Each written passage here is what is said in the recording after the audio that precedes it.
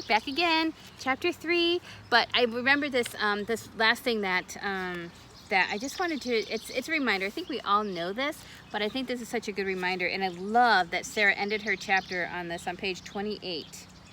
And she said, she talked about the healing process and, you know, and how she how she overcame some of the loneliness, and she began to live by the voice of love, by searching the scriptures and seeking healing from hurts, from friendships from long ago, and disappointments. Because, you know, when we have some of those disappointments and we've been let down over and over, it's hard to put yourself back out there. But it's so important that we do. You know, Jesus was rejected over and over, yet he continued. You know, he continued to open himself up, and so did, you know, and so did all those early disciples. It wasn't, you know, it wasn't necessarily easy. They just kept doing it anyway, and are such amazing examples for us of, you know, we need to keep our eyes on Jesus and to trust God with our hearts. And when it comes to friendship, you know, I love the friends that I have, but my trust is in God with them. I'm not putting all my trust in them, because they're people and they're going to fail me. And guess what? I'm human, and I know for sure that I'm going to fail them, and probably already have. At some point I'm going to say something that to me sounds right, but to them it's hurtful, because we're just human. But if our trust is in God, we can just keep stepping out there. But she says you can't just listen to your thoughts. You have to talk back to them. And I think that is one of the most powerful lessons that I've ever learned in life, is that you can't fight thoughts with thoughts. And when you're in a place of loneliness, when you're in a place of isolation, you're there with your thoughts, and that's right where the enemy wants you. If he can talk you into being lonely and then get you to isolate yourself, you're going to protect yourself and hold yourself there because it feels safe. But that safety, those are all voices that are telling you lies continually to tear you down little by little by little, and getting you to pull further and further inside and further away, so that you're not living into your capacity. You're not living into your potential that God put in you, because we're here to live into that potential so that we can reach more people, so that we can ministry. It begins with friendship, you know, reaching the world for Jesus. It all begins with friendship. And if he can keep us from that, you know, then he succeeded. So the only way to fight thoughts is with words. We can never fight thoughts with thoughts. We must fight thoughts with words. And it's not easy. Our tendency is that it's really hard, and it takes effort, and it is. It's like an uphill battle, but it's critical. And as soon as we open our mouth, the enemy flees. As soon as we open our mouth, those voices silence. And so it's so important to remember that when you're in those places, that we have to talk to ourselves. Like, even me, like the last 2 days, like all I wanted to do is just like run away. I don't even know why, you know, just some stuff that we've been dealing with here. I'm like, oh, if I just want to get out of here for like a few days. Like, it's like all I could think about, like just myself, just going and just, you know, just refilling somewhere. And maybe that's something that I really need. But I had to really start talking to myself, because I was getting so far off the path in my mind that it wasn't even making sense, and I couldn't even tell anybody why my heart was hurting so badly. But and so I had to start talking to myself and talking to my thoughts and challenging them and saying what God says about me. For those of you who've known me for a while, you know I keep a book of confessions, and I have it in different, you know, there's all these different categories. So there's faith confessions, and there's personal confessions, there's business confessions, financial confessions, there's body confessions over healing and health, there's confessions for battle. And so this little book that I make every year, my confessions and my goals for the year that I'm declaring, at least those words are right there, so I don't have to look very far to find them, to remind myself of what God has to say about the situation, to remind myself that I am more than a conqueror, that I already have the victory, because God says so, that we always have the victory, that our faith is the victory that overcomes the world. And so greater is he that is in me. And so I just wanted to point that out, that as she that as Sarah wound down this chapter, that she brought up that beautiful, important topic. One of the ways to fight loneliness, one of the most important things, is to get a hold of our thoughts by fighting our thoughts with the words of truth, with what God says about us, about our situation. That is true. So I will end that with that, and kind of flip through chapter 3 here, learning to embrace the capaciousness of womanhood. A lot of what I love Joy's story in the beginning of this, by the way. I think it's hysterical. I read it to my girls a few weeks ago because I knew that we'd all been on these same adventures before. I know my girls have for sure. Walks that ended up being walks or drives that ended up being longer than we ever expected, and dragging along behind and whatnot. So you know, so these things happen.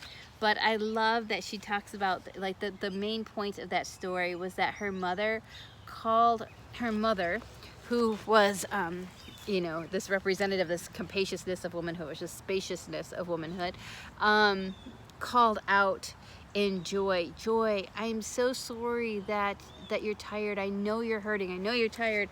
All these things. Yet she calls out in this precious 10-year-old. But I know that you have the ability to go further. I know you can do this, even though it's really hard. And you know, I believe that as women, we have been so blessed with the ability to nurture and to encourage, you know, to empathize and to have compassion. And so as women, we have this tremendous capacity to come alongside other women and cheer them on, to say, I know that this is a really hard place that you're in right now, but I believe in you. I see your gifts.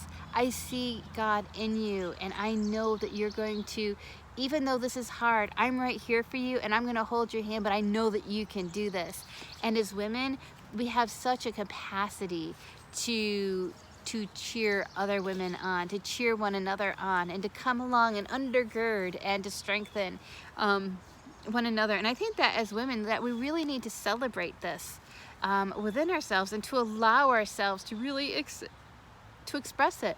I know that, you know, you've seen people that look like they're hurting, and we often feel like, should I ask if they're okay? Should I ask if there's something that I can do or not? Should I just leave them alone?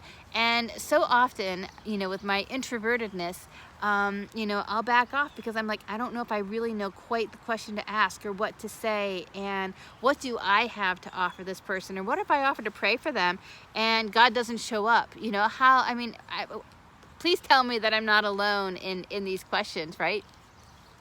But you know, but we have this beautiful capacity to be able to see past the surface, to see the beauty in things, to see the beauty in others, and we have so many gifts and so many strengths. When I was talking with the women on Friday in the group, I was addressing the part of the chapter that Joy, where Joy says, this is the identity of the Clarkson women. And you know, and so I know that in with some of the women that we're talking to, some of them are mothers and daughters, some mothers with daughters, some are friends with you know, teachers of students, and some are just moms and they just have little ones, and the little ones are boys. And so we have all these different backgrounds. But you know, for me, for our family, you know, I've been talking to my 4 girls here about, you know, who are we as Myers women? What does it mean to be a Myers woman?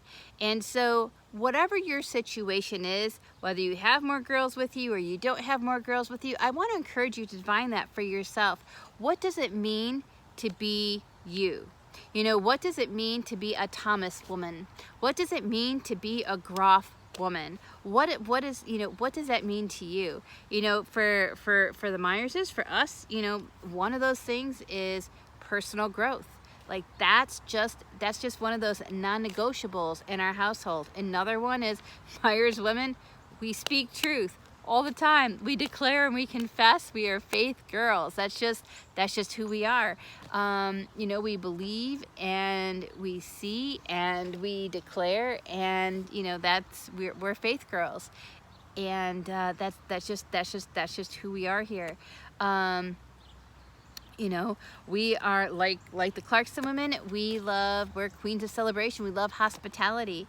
We love to have people come and prepare food and feasts, and or to enjoy coffee with special treats or whatever. We're foodies in this household. We are, I'm all about whole foods and making things from simple ingredients, but that are really awesome, but that are very nourishing and nutrient dense. And the kids have just kind of been raised on that. It doesn't mean that they're eating like that all the time. Jessica pretty much eats snacks, and if there's food that she doesn't like, then she eats fruit and bars. But they're Whole Foods ones, so there you go. But that's part of who we are. We are hard workers. We're like Manuela, my daughter. She thinks we're crazy. She's coming from Colombia, and we work a lot. We clean our house. We have a chores list each day. We have, we read, we listen, we meet, we do this and we do that. We're really hard workers, and it's crazy. In the springtime we come out here and we're digging up the ground and we're mulching and we're cultivating the soil and we're planting, we're transplanting, and yeah. It's just what we do. We're like all out like that all the time. Whether in business or whatever it is, we do it. We really do it. So what are some of the things that define you? Who are you? What is your capaciousness of womanhood? What defines you? Another one for us is we persevere and we endure and we fight. When trials come our way, like we refuse to be weak. We even though we have weak moments and we don't always, we get knocked down, Myers women, we get back up and we fight. We refuse to stay down. And so, but what are some of the things that for you? What are the things that define you, or that you want to, in creating that legacy that you're going to pass on to one another? If you're, and if it's just you, what is this? What is this definition of you that you bring into other friendships, into your friendship arena? What people come to your home? What do they experience with you? What are your gifts that you give out? So the capaciousness of womanhood, the spaciousness of womanhood. It's just that we're complex and we're beautiful. And we have so much to give, and we're created for so much more than just taking. We are created to invite others into our midst, to love them well, and to leave an imprint in their lives in some way. And God has wired all of us very differently. Even within my household, we're all wired very differently. But yet, we're all created with this ability to go further than we think we can, to do more than we think we can do, to be more than we think we can be, and to do it with beauty and love and gentleness, and and to make people feel valuable. Womanhood is a beautiful, beautiful thing. And so as we head into the rest of this book, I think that's the main message to take from this chapter 3 as we head in. It's not that women are backstabbers and women are stingy and women, these people use me and these people just drive me crazy. And it's not that. It's the opposite. It's like, what are women created for? And when we embrace that capaciousness of womanhood, we have that to bring into friendships, and we have that to cultivate into new friendships, and to invite more people into our world, into our realm, into our little piece here of into this little piece of the world that God has given us to be able to infiltrate and influence for the kingdom of God. And I just think that that's such a beautiful thing. So I just want to make sure that I don't miss anything. I love this statement here. She says, Girls Club set a culture of womanhood that I could live into. And rather than be forced to fit into, it set a culture of womanhood that I could live into. And I think that is one of the powers of intentional, life-giving female friendship. And that's what my greatest desire in this book study together is to, you know, that we each get to walk away with is that we feel that we've been given intentional, life-giving friendship, so that we can then take that out into the world and bring that wherever we go. There was one thing that God had put in my heart to share, and I don't know who this is going to connect with, but there was a time when my kids were little. We had just moved to Lancaster, 6 hours from family, and we had well, the twins are 1.5 years older than Julia. So we had 3 little ones, all in diapers, you know, all at the same time. Jesse didn't come around for like another 6 years, but we had a bunch of little ones, and we were far from home, first-time parents. I was, you know, we got saved during that time frame. We weren't raised in the Christian realm at all, and so we knew so little. We were really struggling financially with this tiny little apartment, and life was crazy. It was absolute bedlam. And you know, then we got saved and we began growing. We were running a business at the time, and so, but it was like we were just like all out in all different directions all the time. And I often felt like I just couldn't get my feet on the ground, so I often lost my temper with my kids, and you know, and didn't feel like I had enough of myself left at the end of the day to even give to my husband. When he got home, it was like, oh, hi, waving across the room instead of greeting him at the door with a hug and a kiss and excited to see him. It was like, oh, one more person in my house, what am I gonna do? And I know that we've all been there, right? You know, but I just started feeling more and more empty on the inside, and it was so hard. And I just wanted, I just wanted help, but I just felt like there had to be so much more in life, and I felt like I had Jesus, and I was learning to read the Word, and I was growing as a person, but I just couldn't get past this feeling of constantly being drained, and feeling empty and really lonely. And so even though I had a business that we were building, and there were a lot of people involved with that at the time, I still really had these feelings. You know, and I would get frustrated because I felt like I didn't have someone that I could just talk to that would understand, or yeah, that I had to keep this front of everything is good and whatever, when behind that I felt like everything was really falling apart on the inside. And you know, I prayed for friendship, and I prayed for and asked God for friends, and to send someone into my life that I could really connect with, that could help me, that had been there as a mom, and that understood that I didn't know what it was to raise godly children because I hadn't been raised that way. And you know, I'm like, God, I just need that right person. And you know what? At that time, music.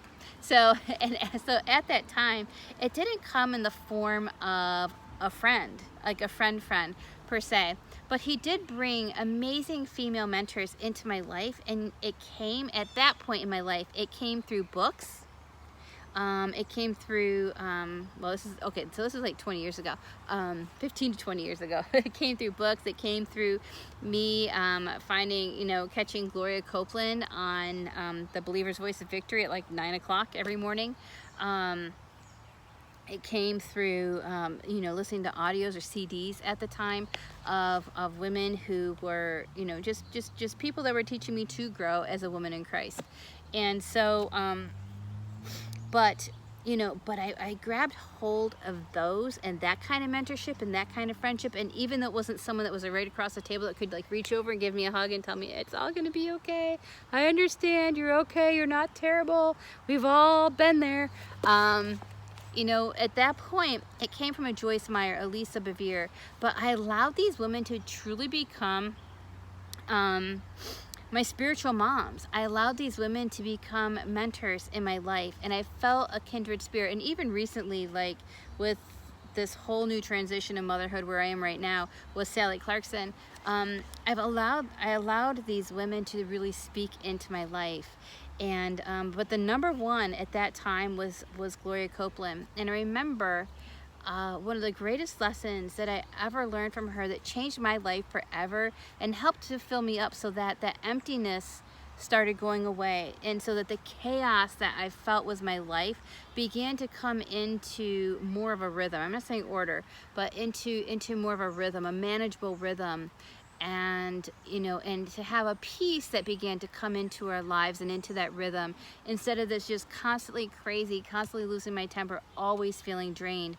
This great lesson that I learned from Gloria Copeland during those years, and I've shared this with a lot of young moms. I've had a lot of young moms, rejected or give me every reason why they can't, and that's fine.